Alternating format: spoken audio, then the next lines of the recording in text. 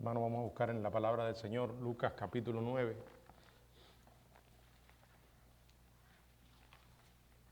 Del 18 al 22. Lucas capítulo 9, del 18 al 22. Aconteció que mientras Jesús oraba aparte, estaba con él los discípulos y les preguntó diciendo: ¿Quién dice la gente que soy yo? Ellos respondieron: unos Juan el Bautista, otros Elías y otros que algún profeta de los antiguos ha resucitado. Él les dijo: ¿y vosotros quién decís que soy? Entonces respondiendo Pedro dijo: el Cristo de Dios. Pero él les mandó que a nadie dijesen esto, encargándoselo rigurosamente y diciendo: es necesario que el Hijo del Hombre padezca muchas cosas y sea desechado por los ancianos, por los principales sacerdotes y por los escribas, y que sea muerto y resucite al tercer día. Padre, gracias por la palabra que nos das y la bendición de poder estudiarla y escudriñar lo que tú tienes para nosotros. Ahora te pedimos que tú ilumines nuestras mentes con tu Espíritu, Señor, y nos guíes, Señor, en este estudio. En el nombre de Jesucristo. Amén. Bueno, el estudio lo hemos titulado las dos preguntas del examen final. Las dos preguntas del examen final. Bueno, al inicio de la escena, en los versos del 18 al 22, dice que Jesús estaba orando. De hecho, dice mientras oraba. Es estimulante y también una gran lección para nosotros ver a Jesús, el Dios hombre, constantemente dependiendo del Padre en oración. Para él, orar era una prioridad en medio de todo su ministerio, las constantes dificultades y las exigencias que las personas hacían sobre él. Necesitaba del poder del Espíritu y necesitaba depender del Padre. Aunque el Señor se hallaba orando aparte, dice la Biblia, que estaba allí, oraba aparte, los discípulos estaban cerca. Para este momento ellos habían estado con él casi 2 años y medio, habían sido testigos de primera mano de su vida, de su ministerio, aprendiendo, siendo directamente discipulados por el propio Señor. Habían presenciado el poder que Jesús tenía sobre los demonios, sobre las enfermedades, sobre la naturaleza y sobre la muerte misma. Habían visto abrumadoras evidencias que lo señalaban como el Hijo de Dios. Después de todo lo que habían visto y oído, las preguntas que el Señor les hace equivalían a su examen final. El escenario donde se produce esto es Cesarea de Filipo, localizada al norte del mar de Galilea, en lo que eran las laderas del monte Hermón. Estaba aproximadamente entre 70 u 80 kilómetros al suroeste de Damasco, a más de 300 metros sobre el nivel del mar. Era una región verdaderamente pintoresca y le ofreció al Señor en este momento, junto con sus discípulos, algún alivio de las constantes multitudes en tierras bajas. También en este lugar estaba lejos de Jerusalén y en consecuencia lejos de la hostilidad de los dirigentes judíos, así como de la amenaza de Herodes Antipa. Y es en este escenario donde Jesús hace el examen final a los apóstoles. Y lo hace con 2 preguntas, solo 2 preguntas.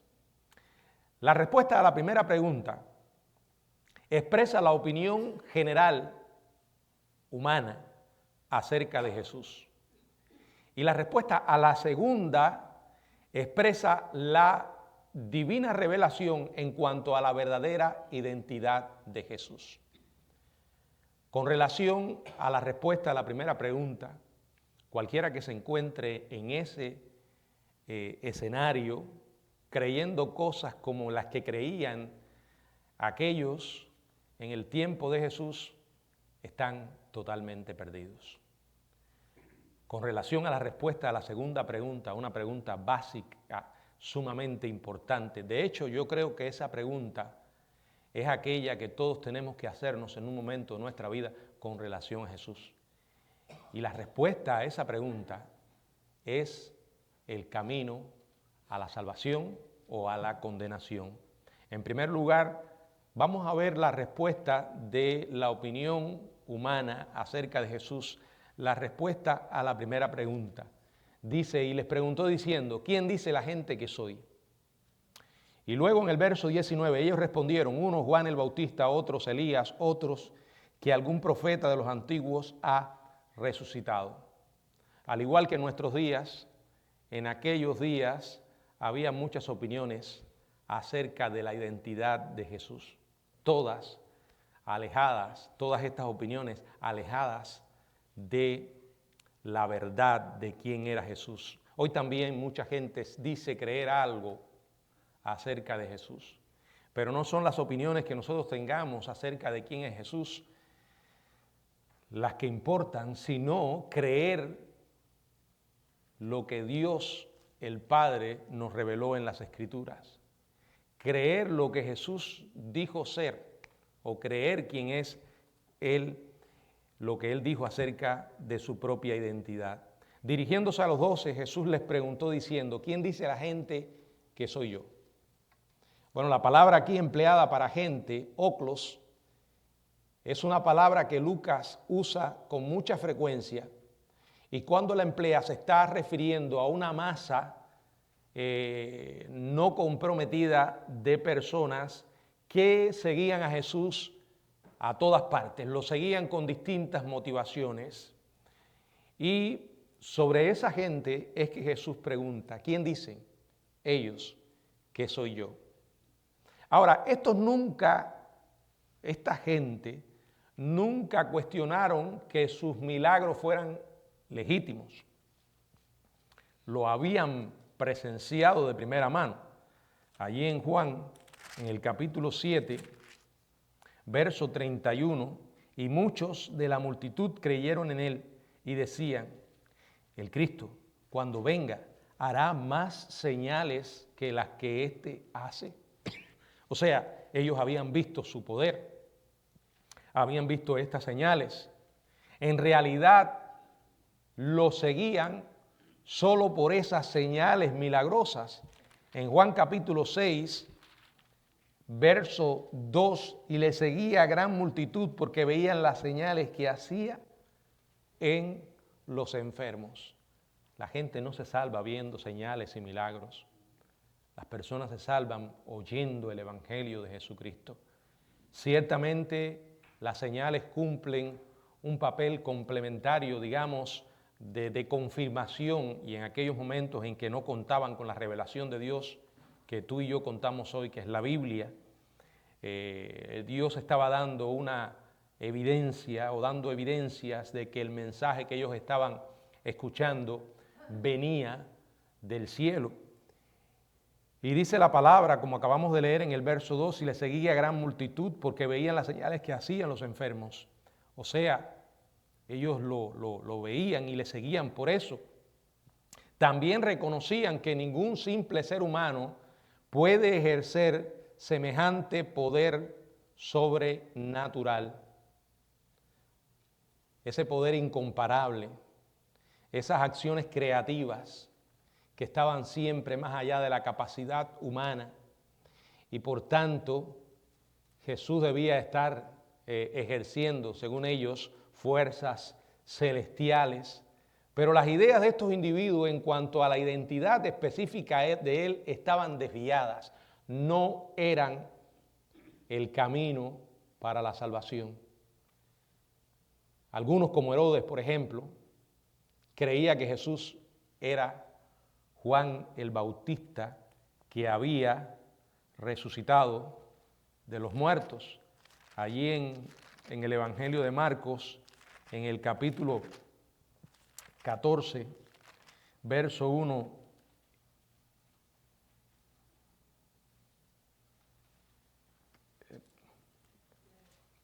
Mateo, disculpen, es Mateo capítulo 14.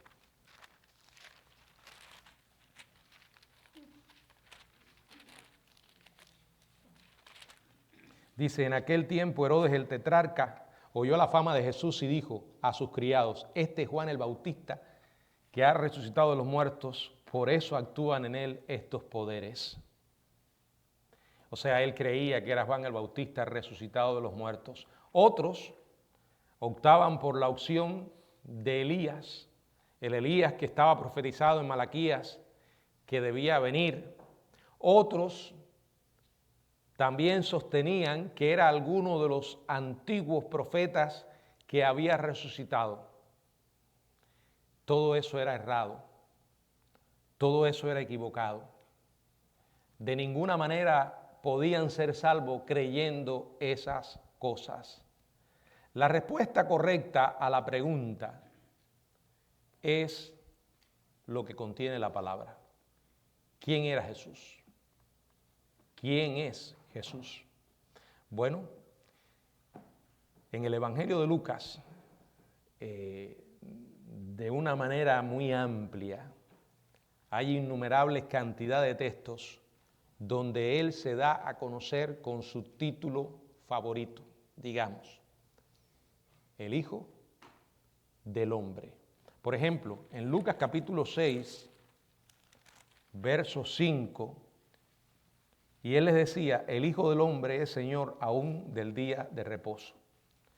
Lucas capítulo 9, verso 26, porque el que se avergonzare de mí y de mis palabras, de éste se avergonzará el Hijo del Hombre cuando venga en su gloria.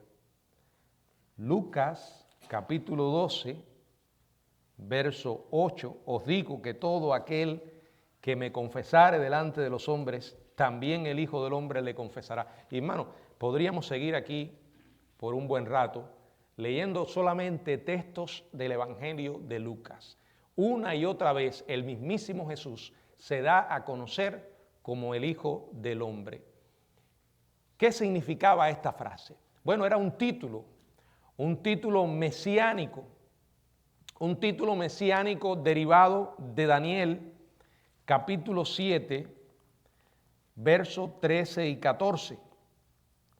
Con esto estaba diciendo que era el Hijo de Dios y que además era Dios mismo. En Daniel capítulo 7, verso 13 y verso 14 dice la Biblia, miraba yo en la visión de la noche y he aquí con las nubes del cielo, venía uno como un hijo de hombre, que vino hasta el anciano de días y le hicieron acercarse delante de él.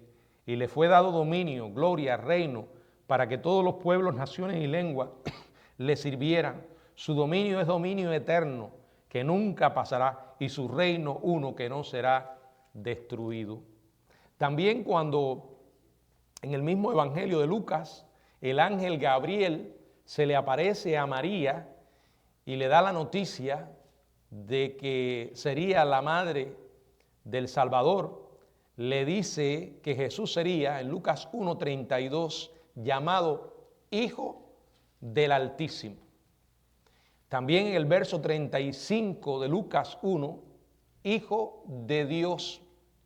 También en Lucas capítulo 2, otro ángel le dice a los pastores, en el capítulo 2 de Lucas, en el verso 11, le dice que os ha nacido hoy en la ciudad de David un Salvador, que es Cristo el Señor.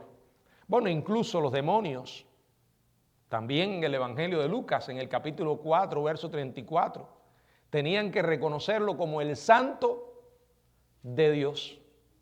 Y en el verso 41 también del capítulo 4 de Lucas, como Hijo de Dios. Eso es lo que la revelación bíblica nos dice acerca de Jesús. Es esencial que todo ser humano que escucha el Evangelio crea que Jesucristo es el Hijo de Dios, crea que Jesucristo es Dios manifestado en carne. Parece realmente increíble que la multitud, sabiendo lo que sabía, pudiera llegar a cualquier conclusión equivocada acerca de Jesús. En este punto, aunque no tenían la seguridad de la identidad del Señor, las multitudes todavía no se habían vuelto contra Él. Aún tenían esperanza de que Él fuera el rey mesiánico, el conquistador poderoso y victorioso, que les daría victoria sobre los romanos, que les entregaría un reino terrenal, que traería bendición y prominencia a Israel, tal como dice Lucas, capítulo 6, verso 14 y verso 15. Aquellos hombres entonces, viendo la señal que Jesús había hecho, dijeron: este verdaderamente es el profeta que había de venir al mundo.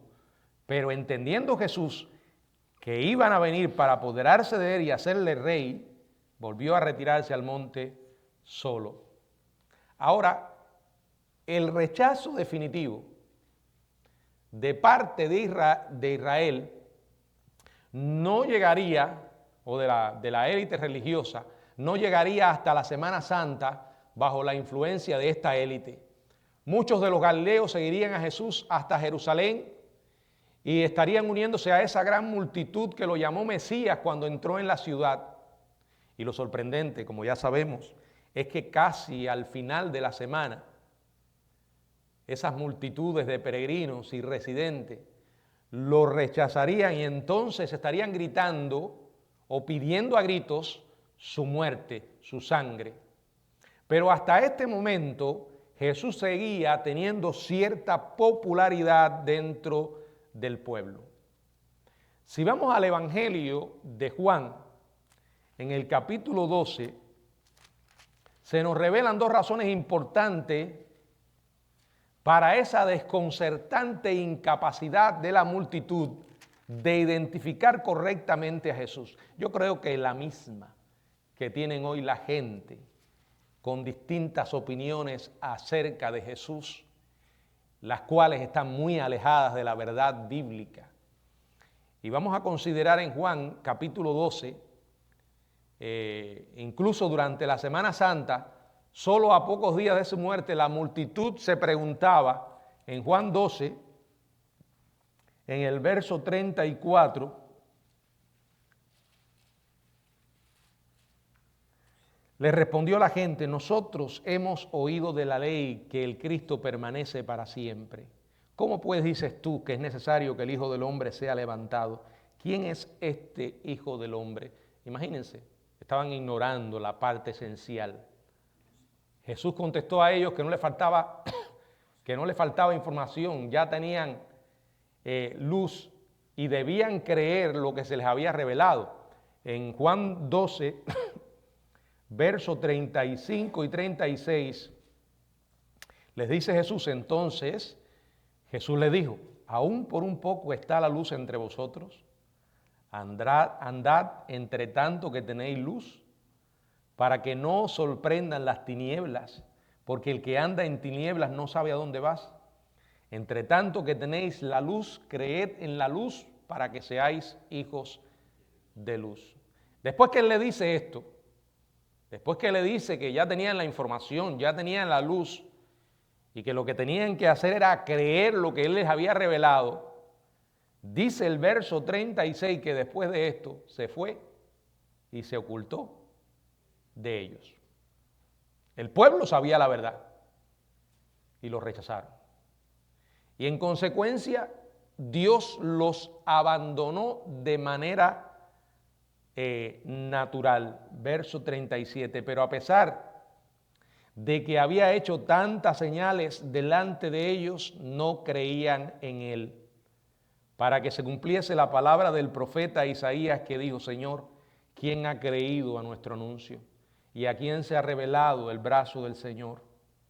Por esto no podían creer, porque también Isaías dijo: cegó los ojos de ellos y endureció su corazón para que no vean con los ojos y entiendan con el corazón y se conviertan y yo los sane. Ahora, hermanos, no veamos esto como un endurecimiento arbitrario y cruel de parte de Dios. ¿A quién Dios se endurece? Hermanos, a los que se han endurecido a sí mismos una y otra vez. Acuérdense de Faraón. Acuérdense que Dios le dijo a Moisés, porque yo endureceré su corazón. Pero si usted mira la historia, Dios no endureció el corazón de Faraón hasta que el mismo Faraón se endurece una y otra vez. Esta es la realidad. Cuando una persona, haciendo uso de su responsabilidad humana delante de Dios, ha escuchado el Evangelio una y otra vez persiste en su rechazo, hay un momento en que Dios dice, hasta aquí. Entonces sucede lo que dice Romanos, Dios los entrega, Dios los deja en su propia ceguera. El persistente rechazo los llevó con el tiempo al endurecimiento lógico por parte de Dios para que no pudieran creer. Qué triste condición esa. Bueno, otra declaración en Juan 12 muestra la segunda razón importante para que estas personas no ratificaran o no creyeran en la verdadera identidad de Jesús. En el mismo Juan 12, en el verso 42 y 43 dice, con todo esto, aún de los gobernantes muchos creyeron en él, pero a causa de los fariseos no lo confesaban para no ser expulsados de la sinagoga, porque amaban más la gloria de los hombres que la gloria de Dios. Bueno, aquí hay un ejemplo del poder de la falsa religión. O sea, conocieron la verdad, pero se negaron a creer en ella, a dejarse guiar por ella. Prefirieron mantener una apariencia de santurronería y ser aceptados por las autoridades judías que sufrir el trauma de ser expulsado de la sinagoga, que para ellos era tan importante, más importante que la verdad. Miren, cuando verdaderamente, por la gracia de Dios, alguien quiere creer, Dios le da ojos y oídos. Dios ablanda ese corazón, ilumina esa mente y entonces la persona por primera vez en su vida se da cuenta de lo precioso del Evangelio y se da cuenta de que no hay otra cosa en este mundo de más valor que eso. Primero, porque trata con nuestra mayor necesidad. Nuestra mayor necesidad es el perdón de Dios, porque nuestro más grande problema es el pecado. Arruina nuestra vida, la destruye y destruye la vida de todas aquellas personas con las que nos relacionamos. Pero el mundo no tiene solución para eso. Dígame, ¿usted ha visto solución para eso? No importa que le cambien el nombre, no importa que le quieran llamar de diferentes maneras, el mal es real. Lo llaman errores, faltas. La Biblia dice que es pecado, que es desobediencia. La Biblia explica el daño que hace el pecado a nuestras propias vidas. La Biblia enseña en el pecado, cualquier tipo de pecado ofende a Dios. Y claramente establece que la única manera a través de la cual una persona puede obtener el perdón de Dios es a través de Jesucristo. Y vamos a observar ahora en la segunda pregunta que él, después que Pedro hace esa declaración tan extraordinaria, le dice, no lo digan a nadie. Todavía no es el momento para decirlo. ¿Por qué? Porque todavía él no había muerto y resucitado. Debía encarnar en su propia vida la realidad del Evangelio para que entonces ellos pudieran salir al mundo con un mensaje completo que no descansaba simplemente en sanidades y milagros, porque sin importar cuán grandes eran y que a los ojos de los hombres era humanamente imposible reproducirlos, la gente no se iba a salvar por eso. Necesitaban oír el mensaje del Evangelio. A aquellos judíos les importaba más la gloria, como dice la Biblia, de los hombres que la gloria de Dios. Usted puede salir a la calle, encontrarse con sus amigos, con sus vecinos, con sus compañeros de trabajo Y si quiere en un momento en la conversación, pregúntele a ellos acerca de Jesús. Y va a escuchar todo tipo de opinión. Algunas las más locas y tontas que se le pueda ocurrir a alguien. Pero nosotros tenemos que estar claros que por creer algo acerca de Jesús la gente no se salva. Hay que creer quién es, hay que creer que Él es quien dijo que es. Es esencial.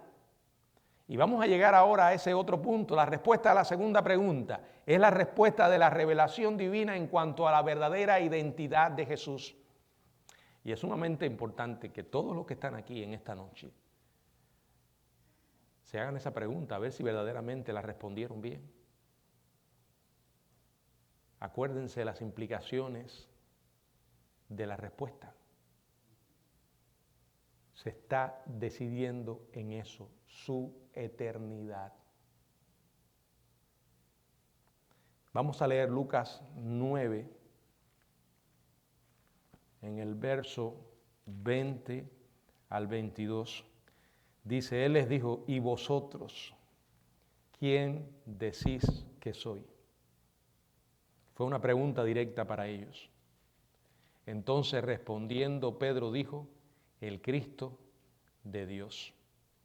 Pero Él les mandó que a nadie dijesen esto, encargándoselo rigurosamente, diciendo, es necesario que el Hijo del Hombre padezca muchas cosas y sea desechado por los ancianos, por los principales sacerdotes y por los escribas, y que sea muerto y resucite al tercer día. ¿Quién vosotros decís que soy yo? El pronombre vosotros es enfático, en contraste con la opinión pública predominante. Hoy también hay una opinión pública predominante. ¿Quién crees tú que es Jesús? Esa es una pregunta básica. Yo diría que es la pregunta más importante que todo ser humano tiene que responderse. No se trata si un día te la respondiste. Es necesario que hoy te preguntes quién es Jesús para ti. La respuesta de los apóstoles fue expresada por el vocero, Pedro. Era la antítesis absoluta de las sugerencias que habían dicho la multitud. Cuando los 12 confesaron que Jesús es el Cristo, ellos lo hacen con pleno conocimiento de las opiniones que se habían propuesto acerca de Él. Para darle más información, en Mateo 16, ellos añaden una afirmación a esta del Cristo de Dios. Y es esta: el Hijo del Dios viviente. Es decir, Dios mismo. Dios mismo. La palabra Cristo es la traducción griega de la palabra Mashiach. Ambas expresiones hacen referencia al ungido, o sea, aquel que Dios mismo elige para ser profeta, sacerdote y rey. Como indica la frase, el Cristo de Dios.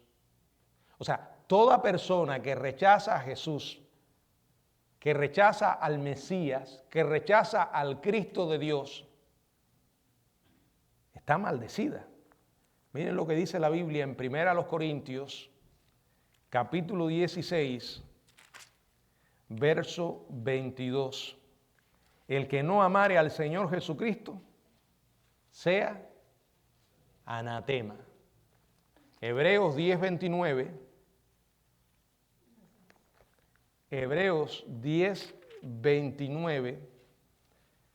¿Cuánto mayor castigo pensáis que merecerá el que pisoteare al Hijo de Dios y tuviere por inmunda la sangre del pacto en la cual fue santificado e hiciere afrenta al Espíritu de gracia? Yo creo que estos dos textos son dos textos más que ayudan a entender el por qué existe el infierno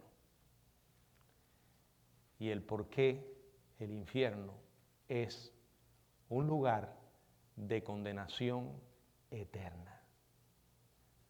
Porque la incredulidad, porque el rechazo es al Hijo de Dios. Está pisoteando al Hijo de Dios, está teniendo por inmunda la sangre del pacto. Los apóstoles sabían que Jesús no era simplemente otro profeta. Sabían además que no era el gobernante político y militar que encajaba en las expectativas del pueblo. Él era el elegido de Dios, era el Mesías ungido y el amado Hijo de Dios, era el Rey de Israel. Y es interesante, porque así lo dice la palabra. En Juan capítulo 1, verso 49, respondió Natanael y le dijo: Rabí, tú eres el Hijo de Dios, tú eres el Rey de Israel. Esta frase es interesante, tomarla ahora y meditar en ella. Para aquellos que hoy en día están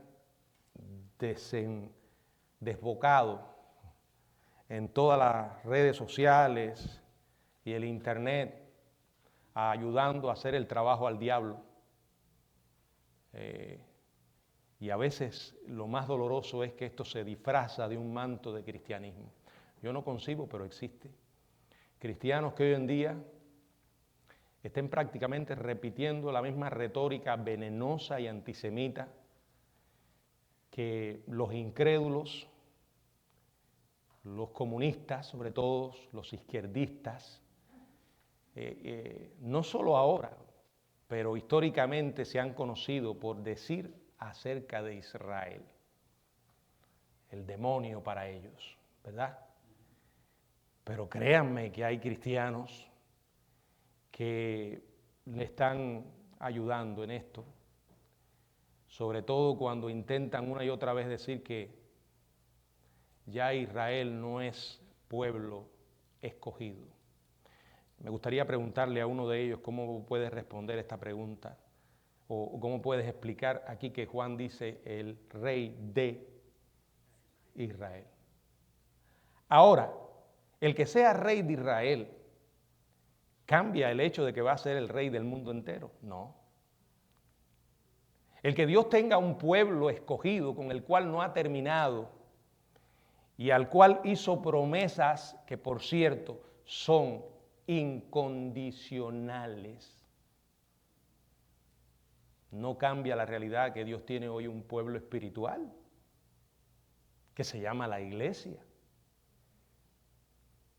y en el cual ya no hay judío ni griego, bárbaro ni... O sea, de los dos pueblos hizo uno, ¿no? Pero eso no anula la realidad de que Dios todavía sigue teniendo planes con Israel, que la mayoría de las promesas acerca del fin están relacionadas con esta nación, que todavía en su mayoría permanece en incredulidad, y que esa incredulidad, según Romanos capítulo 11, sirvió para que los gentiles entraran en la bendición que Dios prometió a Abraham. Y ahí estamos nosotros. Ahí está el misterio de la iglesia. Pero de verdad, hermano, yo a veces me pregunto, ¿cómo es posible que las personas puedan ignorar las mismas escrituras acerca de lo que dice la Biblia sobre Israel? No estamos ciegos, no estamos diciendo que Israel hoy sea una nación cristiana, no lo es. Que son duros de servir, exactamente igual como era el Israel del Antiguo Testamento, que se las traían. Pero si usted va a Romanos capítulo 11 y lo lee, yo le animo a que lo lea. Yo creo que si un cristiano lee Romanos capítulo 11 sin ningún tipo de prejuicio teológico o predisposición teológica y acepta lo que dice Romanos capítulo 11, sale totalmente convencido de que Dios no ha terminado sus tratos con Israel. De hecho, empieza con este verso. Digo pues, ¿ha desechado Dios a su pueblo?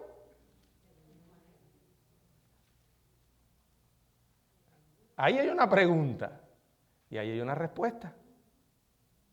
Una persona con una inteligencia mediana se da cuenta de que cuando dice ha desechado a su pueblo no está hablando de la iglesia. ¿De quién está hablando? Está hablando de Israel. ¿Y cómo lo llama? Su pueblo. ¿De dónde han sacado algunos que ahora Dios hizo un cambio y la iglesia es Israel? De verdad que yo he tratado de encontrar eso en la Biblia y no lo he encontrado. En ninguna parte dice la Biblia que la iglesia es Israel. No lo dice. Pero bueno, regresando, es verdad que la mayoría del pueblo judío lo rechazó. Pero escuchen, también muchos creyeron. ¿De dónde eran los apóstoles? ¿De dónde salió la iglesia? ¿A quiénes le llegó las escrituras? No, porque lo crucificaron los judíos. ¿No han oído eso? Entonces todos los judíos son demonios. Y hay que perseguirlos y borrarlos de la faz de la tierra. Eso es lo que quiere el diablo. Que todavía Israel está en incredulidad, sí, que los judíos que se mueren hoy sin Jesucristo están perdidos, también es cierto. Pero no podemos llegar al punto de decir de que Dios ya se anuló sus tratos con Israel. Hermanos, nosotros sabemos que Cristo murió por nuestros pecados. Y que en realidad, en un sentido técnico, a Cristo no lo crucificaron los judíos. Lo crucificaron los romanos. ¿Verdad que los judíos incitaron a la multitud y trataron? Pero si vamos a un sentido mucho más amplio y teológico, descansando en la soberanía de Dios, Cristo murió porque era la voluntad del Padre. Hechos capítulo 2, que fue entregado según el designio de Dios. Es verdad que eso no excluye la responsabilidad que tuvieron los seres humanos en llevar adelante ese vil acto. Pero Cristo, el Cordero de Dios, tenía que morir por los pecados de la humanidad. Pero ellos estaban claros. Ellos creían acerca del Mesías, que era el Cristo de Dios, el Salvador del mundo. Si una persona le dice, sí, yo creo que Jesucristo es un buen líder religioso, un buen ejemplo moral, pero no le menciona para nada que Cristo es mi Salvador, porque es el Hijo de Dios, porque es Dios mismo, simplemente no ha entendido el Evangelio.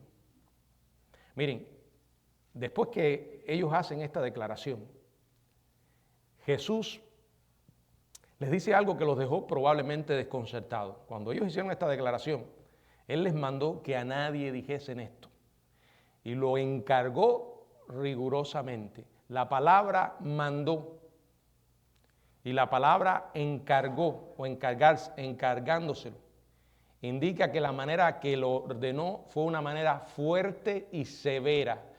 Les estaba advirtiendo severamente, no propaguen la noticia de que soy el Mesías todavía. ¿Por qué? Porque Él no quería que la gente lo siguiera por sus señales. Todavía no había llevado adelante su muerte, ni se había producido su resurrección. Fíjense cómo dice, y diciendo, es necesario, no pierdan de vista estas dos palabras. Si Cristo no hubiese muerto y resucitado, no habría evangelio, no habría esperanza, todavía estaríamos en nuestros pecados, no importa quién la gente crea que es Jesús, si no cree que es el Hijo de Dios, que murió y resucitó, están perdidos. Ustedes junto conmigo han leído muchas veces la definición de lo que es el Evangelio. Primera a los Corintios capítulo 15. Además os declaro, hermanos, el Evangelio que os he predicado, el cual también recibisteis, en el cual también perseveráis. Luego dice el verso 3, porque primeramente os he enseñado lo que asimismo recibí, que Cristo murió por nuestros pecados conforme a las Escrituras, y que fue sepultado al tercer día conforme a las Escrituras, y que apareció a Cefas y después a los 12. Y es interesante que él no menciona aquí las señales de Jesús.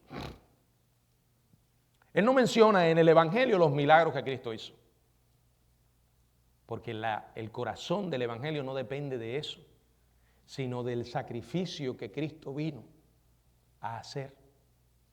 Y ese es el mensaje que tenemos que entregarle a las personas. Ahora, que podemos decirle que Dios tiene poder para sanarle de una enfermedad, sí, pero tenemos que primero explicarle en qué consiste el Evangelio. Y explicarle que el Evangelio trata con nuestra mayor necesidad y que el Evangelio nos ofrece esperanza para el presente y por toda la eternidad. Que el Evangelio gira en torno a la persona de Jesucristo, a su muerte en la cruz por nosotros. Y no quedó allí en la cruz, Él resucitó. Yo creo que hasta que una persona no entienda la verdadera condición en la que está delante de Dios, seguirá estando perdido.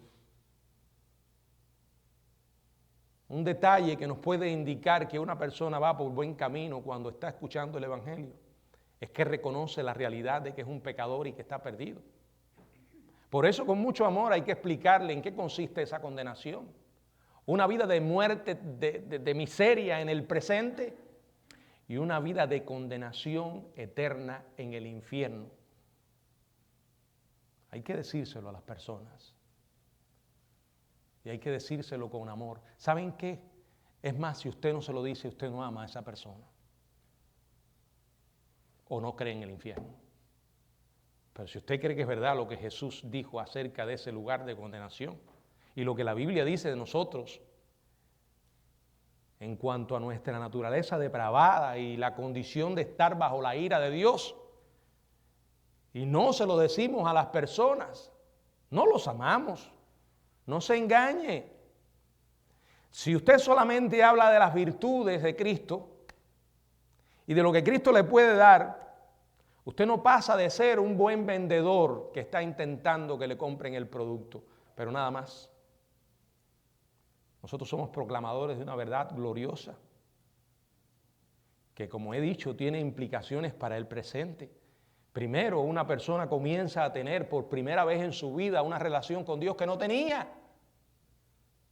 Y en consecuencia, comienza a experimentar la verdadera vida, aquella para la que Dios verdaderamente nos creó, pero a consecuencia del pecado, perdimos toda esa bendición. Una vida que transforma el corazón. Una vida que nos llena de todas las bendiciones que vienen de conocer a Dios. Una vida que nos ayuda a marchar con Él. ¿Por qué? Porque por primera vez nos damos cuenta que cualquier otra cosa que nosotros busquemos no nos va a llenar nuestro vacío espiritual. Y el diablo lo sabe. Y fíjense si lo sabe, que él lleva muchísimos años estudiando la naturaleza humana porque está en este mundo hace mucho tiempo. Y el diablo sabe que si nos da pan y circo, estamos tranquilos. ¿Saben lo que es pan y circo, verdad? Esta es una expresión que surgió en Roma cuando el Imperio Romano se dio cuenta que las colonias y los países que conquistaban, de la única manera que se mantenían tranquilos sin pensar en su libertad y en las cosas más importantes, era que no tuvieran hambre y que tuvieran entretenimiento. Eso es lo que hacen muchos países que implantan una dictadura, pan y circo. Esa era la idea cuando en Cuba comenzó el comunismo. Lo que pasa es que ahora no hay ni pan ni circo y están en un gran problema. Porque cuando la gente tiene hambre se da cuenta de su verdadera condición. Pero así vive mucha gente en el sentido espiritual. Viven para comer, para el presente, para tener el vientre lleno y para el circo. ¿No han conocido personas así? Con las cuales usted no puede sostener una conversación verdaderamente profunda en el sentido espiritual. Porque todo lo que tienen para hablar es de pan y circo. Pero ¿saben qué? El pan y el circo es un engaño. Porque el que vive de pan y circo es un esclavo. Porque no se pone a pensar en la verdadera condición. Esa que te lleva a que en la noche cuando te vas a acostar dices, oh, un día me voy a morir. ¿Sí? Y ese día no me va a servir para nada el pan y el circo. Un día me voy a morir. Y si es verdad lo que me han estado predicando, lo que dice la Biblia, voy a tener un tremendo problema. Hermanos, ¿quién es Jesús para ti?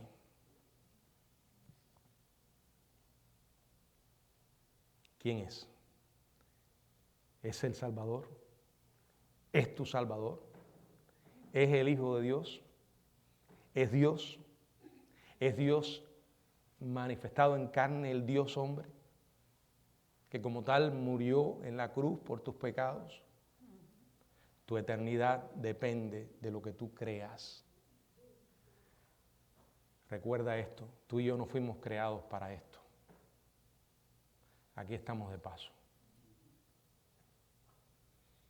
Y cada día nos acercamos más a Él, ya sea que Cristo venga o que nos vayamos. ¿Estás listo tú para ese encuentro? Bueno, Dios quiera que sí, que el Señor nos bendiga.